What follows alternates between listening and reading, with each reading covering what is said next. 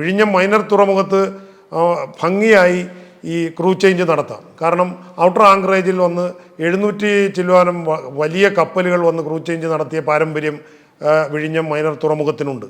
അതുപോലെ തന്നെ അന്താരാഷ്ട്ര കണ്ടെയ്ൻമെൻറ്റ് ട്രാൻസ്ഷിപ്മെൻറ്റ് തുറമുഖത്തിൽ ഇതുപോലെ ക്രൂ ചേഞ്ച് അല്ല അവരുദ്ദേശിക്കുന്നത്. അവിടെ ക്രൂ ചേഞ്ച് എന്ന് പറഞ്ഞാൽ അവിടെ വരുന്ന കപ്പലുകൾക്ക് ചിലപ്പോൾ ക്രൂ ചേഞ്ച് നടത്താൻ പോകാം. അല്ലാതെ ക്രൂ ചേഞ്ചിന് വേണ്ടി വലിയ മദർഷിപ്പുകൾ ഇതിൻ്റെ ബർത്തിലേക്ക് വരില്ല. കാരണം അങ്ങനെ വരികയാണെങ്കിൽ ആ കപ്പലിൻ്റെ കേവ് ഭാരത്തിന് അനുസൃതമായ തുക അവിടെ കെട്ടിവെക്കേണ്ടതുണ്ട്. അപ്പോൾ അതൊരു വലിയ എമൗണ്ടാണ്. അപ്പോൾ അതുകൊണ്ട് അത്തരം ഭീമമായ തുക കെട്ടിവെച്ച് ക്രൂ ചേഞ്ച് നടത്താൻ കണ്ടെയ്ൻമെൻറ്റ് ട്രാൻസ്ഷിപ്മെൻറ്റ് തുറമുഖത്തിൽ വലിയ കപ്പലുകൾ വരുത്തില്ല.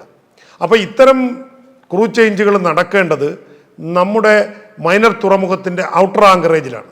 അപ്പോൾ ഇതിനായി നമ്മൾ ടഗ്ഗുണ്ട്, എമിഗ്രേഷൻ സംവിധാനമുണ്ട്, ആ ടഗ് മെയിൻ്റനൻസ് ചെയ്യുന്ന അതിന് ശമ്പളം വാങ്ങുന്ന തൊഴിലാളികളുണ്ട്.